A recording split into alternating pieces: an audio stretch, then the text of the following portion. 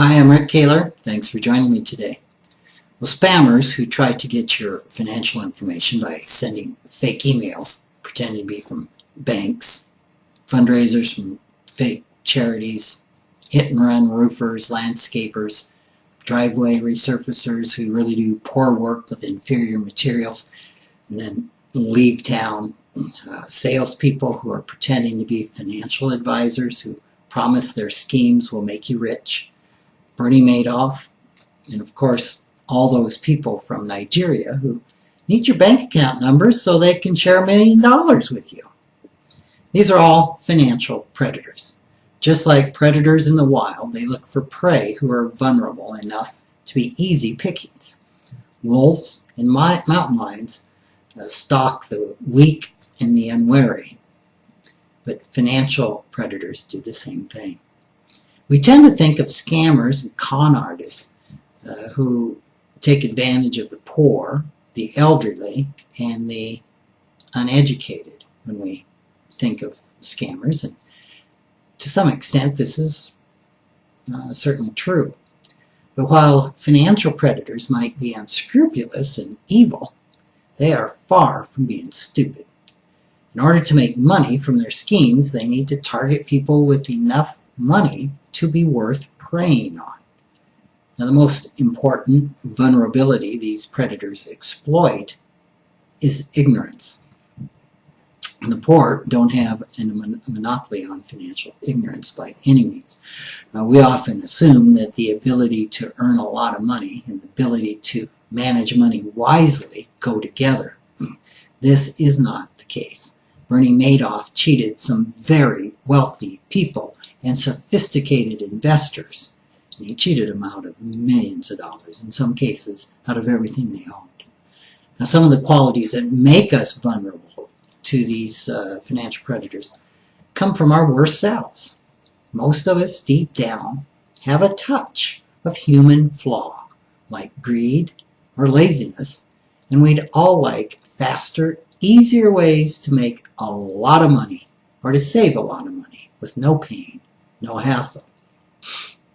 Some of our vulnerability, though, comes from our best selves.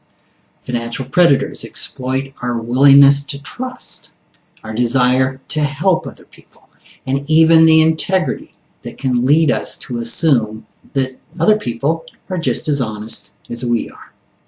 Protecting yourself from financial predators requires being honest with yourself about both the flaws and the higher qualities that make you vulnerable.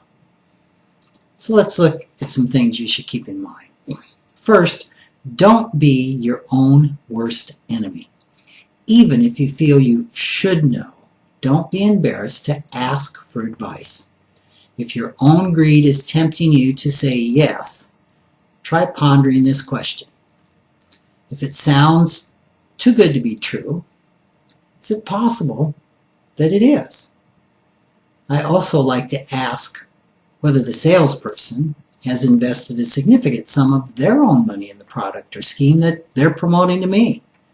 What's been their return? What's been their experience? Has it gained them financial independence? And if so, why are they still working so hard selling the product rather than enjoying the beach in Maui?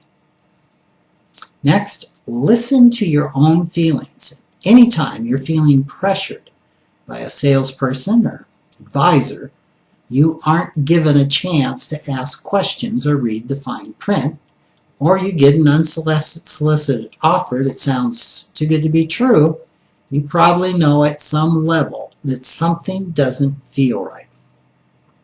Pay attention to that.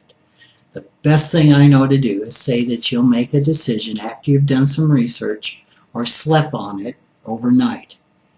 You can always say no and walk away. Third, don't trust somebody blindly. People who are trying to sell you something are working for themselves, not for you.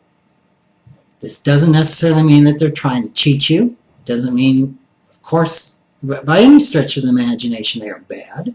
But it does mean it's your job, not theirs, to look out for your own best interests. Next, you need to educate yourself. The more you know, the more protected you are.